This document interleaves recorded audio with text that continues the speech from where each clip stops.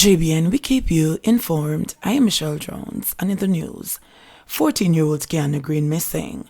An Ananda alert has been activated for 14-year-old Kiana Green, otherwise called Kiki, of Russell Road, Kingston 5, who has been missing since Friday, July 8. She's of dark complexion, medium build, and about 5 feet 2 inches tall. Reports from the Crossroads police are that about 11 a.m., Kiana was last seen at home, dressed in a white t-shirt and blue jeans shorts. She has not been heard from since. Anyone knowing the whereabouts of Kiana Green is asked to contact the Crossroads Police at 876-926-6657, Police 119 emergency number, or the nearest police station. 10 taken into custody following gun seizures in St. Thomas. 10 people were taken into custody after a Glock 9mm pistol containing 1 magazine with 9 live cartridges and a homemade firearm were seized by the St. Thomas police during a raid at an entertainment venue early Saturday morning. Police reports indicate that the raid was carried out about 2 a.m. in Bath, St. Thomas, while a dance was in progress when the weapons were discovered. The persons were taken into custody in relation to the find, as also for questioning in relation to other crimes, the police said. 6 shot, 1 fatally at dance in Sandy Park.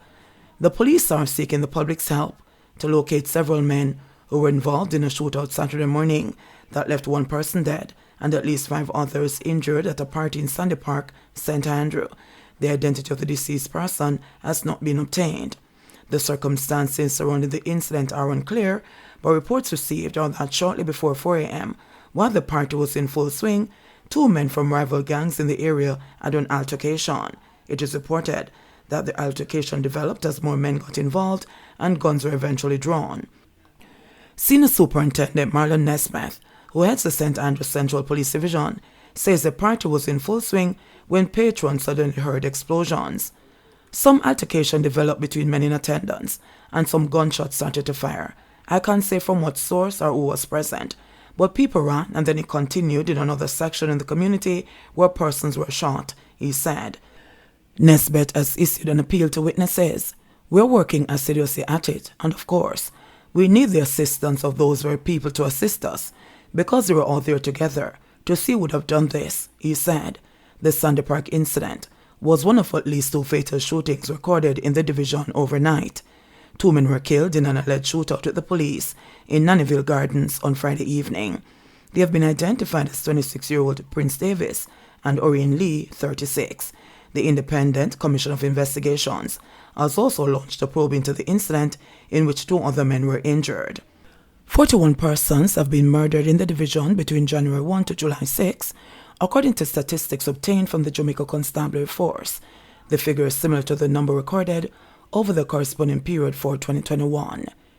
Security guard shot dead at St. Catherine gas station.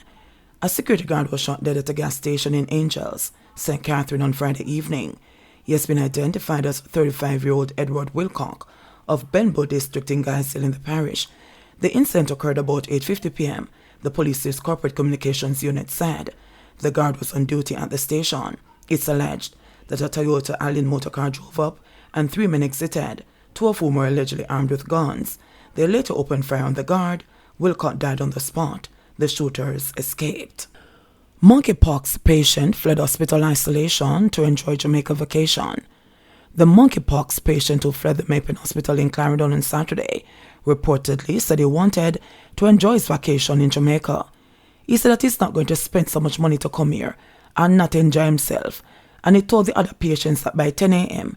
he was going to leave the hospital and that he has already called his ride, said a healthcare worker at the hospital who was not authorized to speak on the matter. He's selfish and stay-bad and he's inconsiderate, added the official, fuming. The health ministry had confirmed that the man jumped through a window at the hospital sometime after noon and left in a waiting motor car. It's the first case of the contagious virus detected on the island. He has since been located and is back in isolation at the Mapen Hospital. The institution's CEO, Eugenia Clark James, has confirmed. He's back and he's safe, she said, declining to state where the man was picked up. Mackenzie mourns the passing of Manchester Councillor Francis. Minister of Local Government and Rural Development, Desmond Mackenzie, has expressed great sadness at the passing of Councillor Francis, the elected representative for the Knockpatrick division of the Manchester Municipal Corporation. Councillor Francis died on Friday after ailing for some time. This is just a great tragedy. Cleon fell ill about 3 weeks ago, the day after Father's Day, and was hospitalized first in Mandeville and then in Kingston. While the situation was serious, he was showing signs of improvement. His passing is therefore a shock as well as a bitter loss to us in the local government fraternity, Mackenzie said in a release. His energy and dedication will be sorely missed by all of us. While we try to cope with the void he has left, I believe that all of us who knew him will be comforted by the fact that he made a positive impact and is now in the arms of the Almighty, the minister's statement said. Food delivery man charged with murder following bartender's death. The Sentence Bay police have charged 27-year-old Rajesh Richards, a food delivery man of Bamboo in St. Anne, with the stabbing death of 37-year-old Charles Samuda. According to police reports, Samuda, a bartender of Tanglewood Priory in the parish, went to purchase food at a restaurant on Monday, July 4. It is believed that while there, Samuda got into an argument with Richards, who allegedly used a knife to stab Samuda to his upper body. The victim was taken to the hospital where he was pronounced dead. Richards was charged following a question and answer session on Thursday, July 7. Goat herders killed or slaughtered by gunmen, say cops. A man was shot dead by a gunman in Grangehill, Westmoreland last week, has now been identified as the killer of a goat herd in the parish in March. Police said O'Shane Hamilton, otherwise called Usher, was the one who attacked and chopped 68-year-old Aaron Scarlett, otherwise called Dada, from Crowder in Grangehill to death. It was reported that on March 2, 2022, Scarlett left home with his goats early in the morning but never returned home. A resident found his body in bushes. There was a chop wound to his neck. The police were alerted, and Scarlett's body was taken to the Savlamar Hospital, where his death was confirmed. 3 months earlier, in December 2021, 2 goat herders were also chopped to death in Grangehill and their goats stolen. That incident is still being probed. But investigators, after completing their probe into Scarlett's death, said it has indicated that Hamilton was responsible. A search revealed he was killed days earlier. Hamilton, 26, was killed after leaving a bar in Grangehill. Police said upon leaving the bar he was accosted by gunmen who shot him as he attempted to run. The men then went over him and shot him several more times before fleeing on a motorbike in the area. New toll rates take effect. Portmore Citizens Group calls for a 3-day boycott. The Cumberland Tri-Sector Citizens Association in Portmore is calling for a 3-day boycott of the Portmore Toll Road starting Monday. The toll increase, or Highway 2000 East-West, took effect Saturday morning for the toll plazas at Portmore, Spanish Town, Vineyards and Maypen. Portmore residents and truckers are among those who have expressed anger at the toll charges. Dalton Scott, president of the Cumberland Tri-Sector Citizens Association, said that the group has not given up its bid to have the new rates reduced. Mr. Scott disclosed that the group had intended to stage a protest on Saturday, but that did not materialize. President of the Jamaica Confederation of Trade Unions, Ellen Davis White, has lamented that there are costs to access the highway will be a major burden on the workforce, especially a significant number of government-paid employees. The Toll Authority of Jamaica has maintained that the operators of Highway 2000 were not in a position to delay the toll increase. President of the Jamaica Confederation of Trade Unions, Ellen Davis White, has lamented that the higher cost to access the highway will be a major burden on the workforce, especially a significant number of government-paid employees. The Toll Authority of Jamaica has maintained that the operators of Highway 2000 were not in a position to delay the toll increase. Clarendon family gets new home to replace unsafe structure. Glendon Ferron, a farmer in the rural community of Rosehill in Summerfield, Clarendon, is a happy man today, having moved into a new home with his family. In the past, when the hurricane season approached, Ferron would be worried sick. His unease had been triggered because the over 40-year-old structure and roof of the house he inherited from his deceased mother was not only falling apart, but it could have washed away during a storm. Glenford lives with his wife Yvonne and twin boys. In addition to the house that had been falling apart, the family had to use an outside pit toilet and an old-fashioned outside kitchen. Yvonne said that in the past, when the nearby Gordon River overflowed its banks during storms, it flooded the area close to her gate.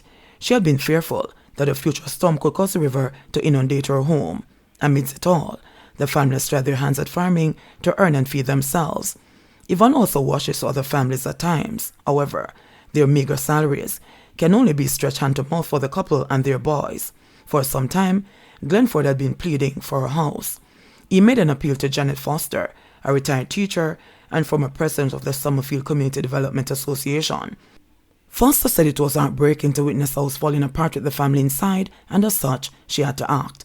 The story of the family eventually reached the United Kingdom to the ears of Junior Douglas, who was born in England to Jamaican parents from Clarendon but migrated in the 1950s during the Windrush era. Douglas is a businessman who exports food items from the Caribbean to the UK. In an effort to give back to the Caribbean, Douglas paid a sum of money to Food for the Poor in Jamaica to construct a house as a Father's Day gift for Glenford. The UK businessman said a few years ago it was told by former Senator Douglas Orain that Food for the Poor's program is targeted at people who are in need. Douglas said he had pushed the gift because he felt he would have been poverty-stricken too in Jamaica had his parents not left in the Windrush era. This is the fifth house Douglas has paid the charity organization to construct while it remains in England. I'm going to try and do about 4 houses a year, he said. After receiving the newly constructed house recently in time for Father's Day, Glenford said, I don't know how to tell her thanks and thanks again, a million times again. I am glad for the house, said Yvonne, as she reflected on the old structure in which they lived. Sometimes I consider, if a good storm come, the house will burn down because it's not strong. No me not fret again, me glad feet man, Yvonne said, while sitting and having a cup of hot chocolate on the veranda of their new house. Foster added to their words of gratitude, as she, too, is elated that her efforts never went in vain.